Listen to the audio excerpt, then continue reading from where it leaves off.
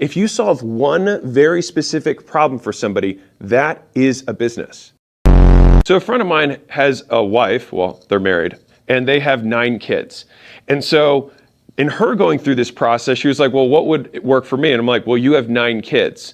So I'll bet you that you just making lunch for 9 kids every day is probably a process. She's like, oh yeah, I have this whole thing that I do so I organize this so everybody has their own bags and they all know who it is. And then I can do it in a time that's cheap for me and gets them all the food that, all the protein and all the other stuff. And she's like, I have a system around that. And I was like, that is the beginning of a business.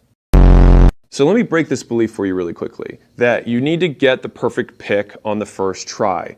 The reason this isn't accurate is that it assumes that you, with zero context, having not talked to customers and gotten zero feedback, are going to pick it right. The reality of it is that picking anything is the first step because that begins the iteration process of feedback so that you can get it right.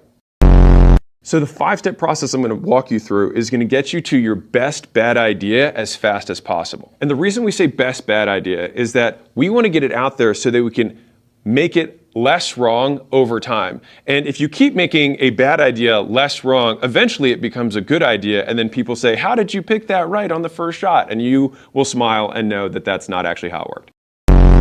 People who start purely based on analyzing markets and trends and things like that, they're in it for the money. They don't really care about the product or even the customer. But if you're helping people like you overcome something that you overcame before, you know their pain and you will care that much more to deliver an exceptional product and improve their experience over time. And when you look at some of the biggest companies out there in the world, many of them started with a founder in a garage with some problem that they hated and then tried to fix. Let me break a second belief for you, that if you get really narrow, it means you're not going to be able to make as much money because you don't have as many people to sell to.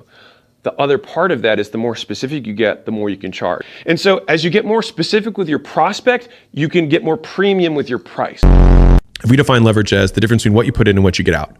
So if you have a lot of leverage, you put a little bit in, you get a lot out. If you have no leverage or low leverage, you put a lot in, you get a little bit out. And a lot of times people who are listening to this and are not making as much money as they want, they're putting lots of input in and not getting a lot out. They have low leverage opportunities. And so understanding how to get more for what you put in is the game overall.